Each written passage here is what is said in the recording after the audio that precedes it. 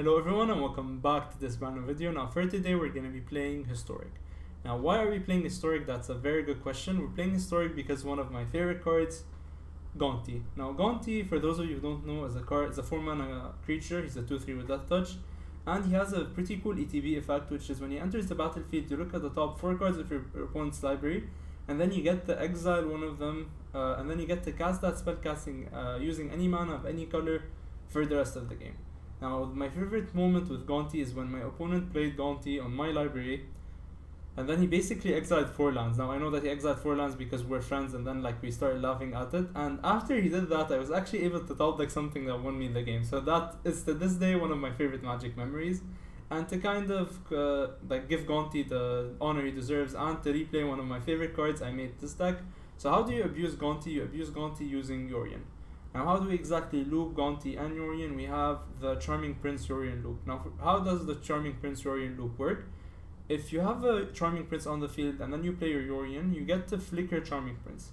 And when you do that, Charming Prince is going to come back at the end step. And now, what do you pick with Charming Prince? You pick the exile another target creature you own and then return it to the battlefield. You pick Yorion, and now that sets up a huge loop of exiling things and then getting them back at each and every end step. That's a pretty cool loop to set up. Now, to take maximum advantage of it, we have other things that we want to flicker, like for example Oath of Gaia, for example Omen of the Sea, and things like Narset, because Narset can't easily reset, we can also flicker Teferi. We can just -3 every turn, bounce something, draw an extra card, and just keep on flickering it that way. And Elspeth Conquers Death is obviously something that you would want to flicker just because of how much value this card generates. Now, besides that, how does the deck function? The deck is obviously a control deck. You're watching Chromium, so of course Chromium is going to be playing a control deck. Now we have our Agonizing Remorse to strip our opponent of important cards. We have Eliminate and Heartless Act. Now I'm playing a split because Heartless Act is a very good removal spell, but I like how Eliminate can take care of an Narset and the Teferi, so that's why I have this weird split. And we're an 80 card deck, so we actually get to play more slots, and we kind of can be more flexible when it comes to that. Narset is very good because it shuts off a lot of the control decks, and that's something you would want to shut off in this kind of format. Teferi is just Teferi to make sure that our Yorion and our Charming Prince loop is uninterrupted. At least it happens once. Languish is a new board wipe, and I think I really like it just because it's better than Shatter the Sky with regards to my opponent doesn't draw a card and can usually deal with most of the things that Shatter the Sky deals with.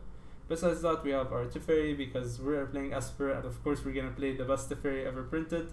Esper Conquers That, already discussed it. We want to flicker and then enable the loop with Yorion and Gonti so much that we actually are playing 2 Yorion in the main board besides the one in our companion slot. And of course, as our top end, we have Ugin, and Shark Typhoon is also a pretty good spell. Now for the mana base, we have Castle Ardenvale, we have our Plains, we have Castle Vantress, and then the rest we're pretty much playing Shocks and Checks. Don't worry about the mana base, I'm going to leave it in the comments down below, don't worry about that at all.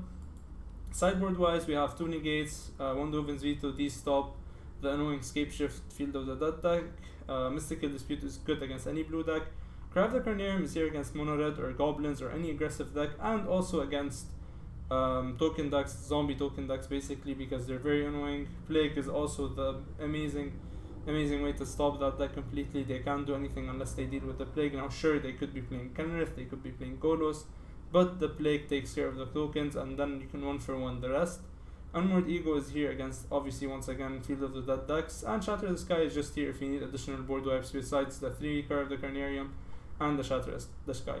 Now I am going into the format blindly just based on what I expect is actually good, so the sideboard might change. So if you ever want to discuss the sideboard, do consider joining our Discord server, it could help you a lot.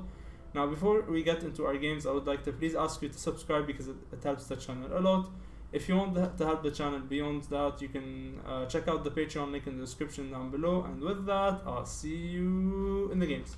Going into our first game of Esper Control, or Esper Valley, whatever you want to call it.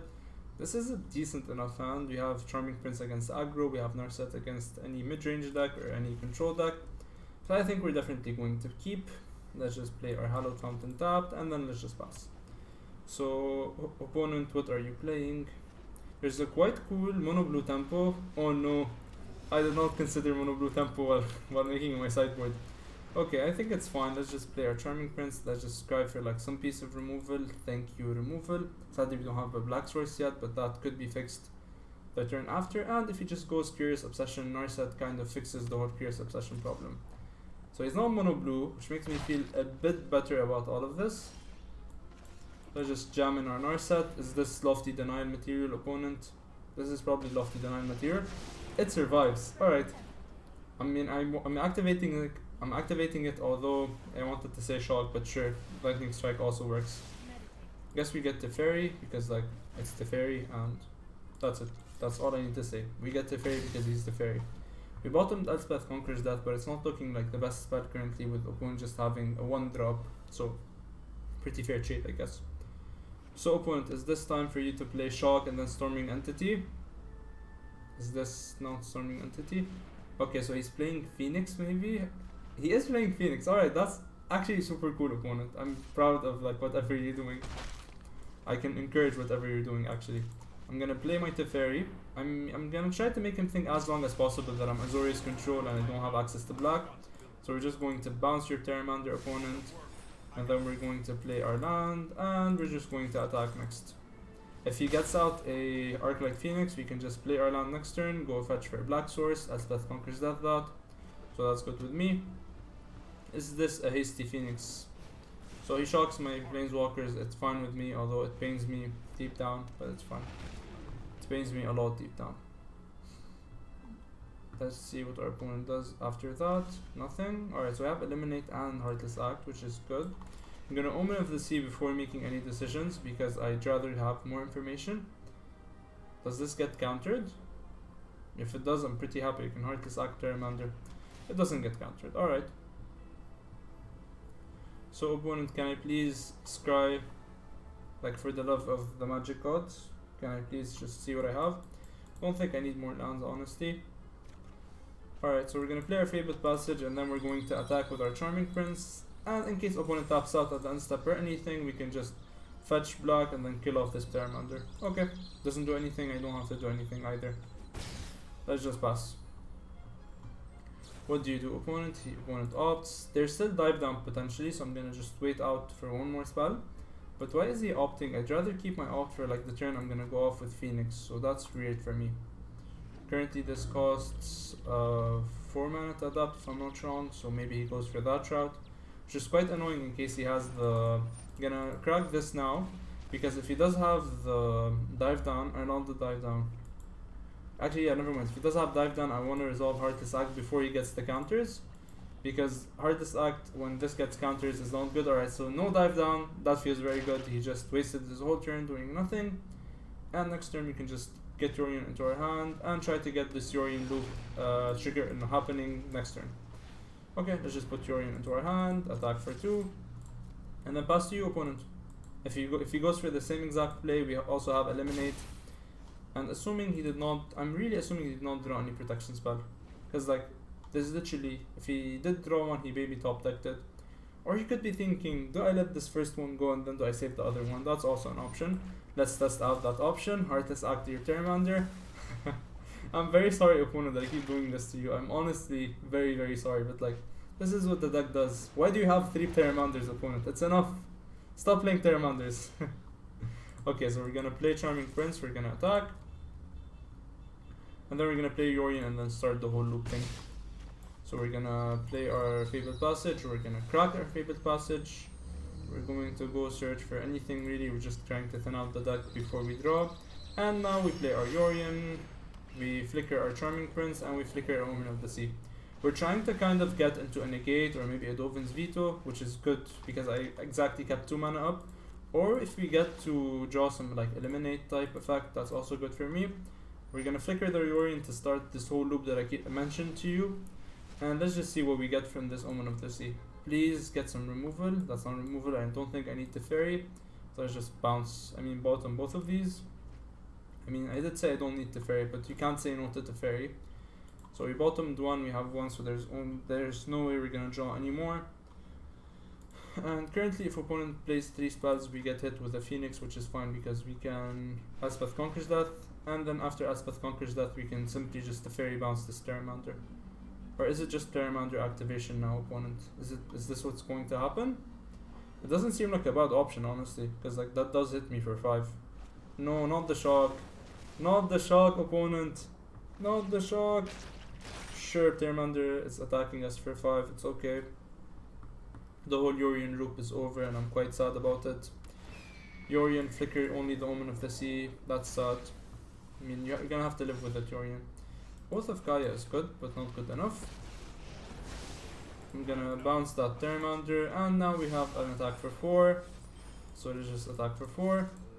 And just to maybe tax his spells in the future, I'm gonna play Elspeth Conquers Death for no value. Because next turn it taxes his anything he wants to play, so that's good for me.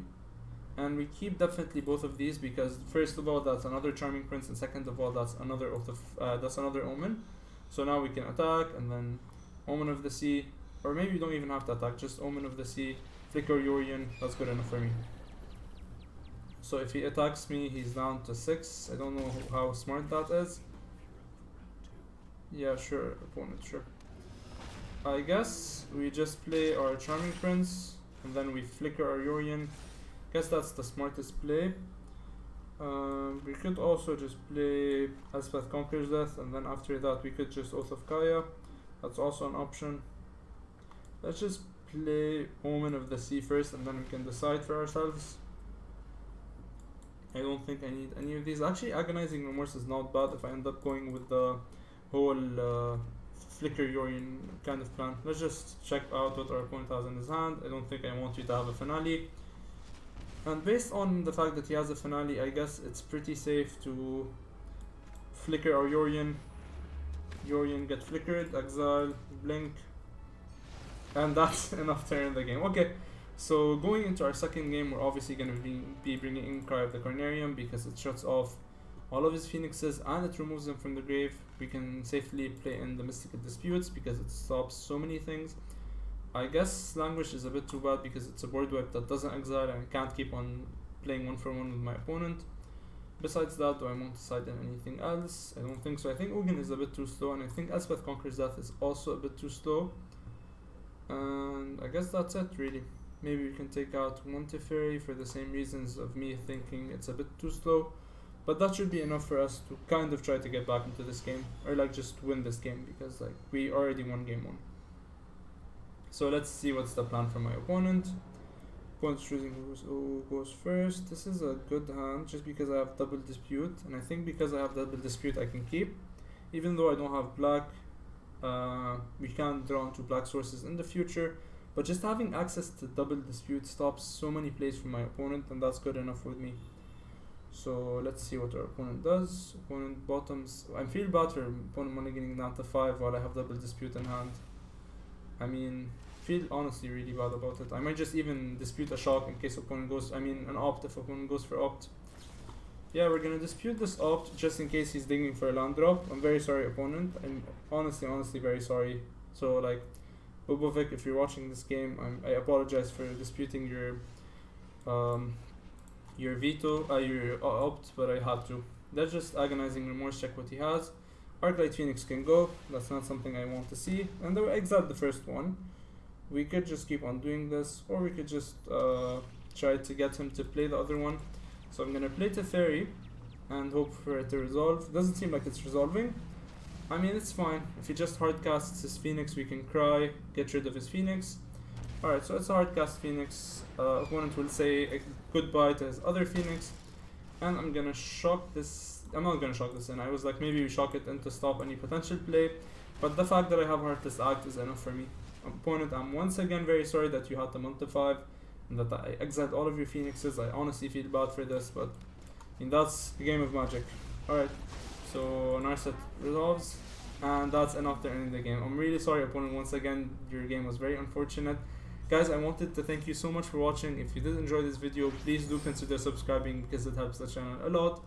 Before signing off, I wanted to thank my patrons because they are the ones that are making my channel possible. I'm sorry that we did not get to kind of do the whole Gonti flicker with Yorion thing, but it's fine. Before signing off, I also wanted to give I Mark Mac a shout out, and with that, I'll see you guys next time.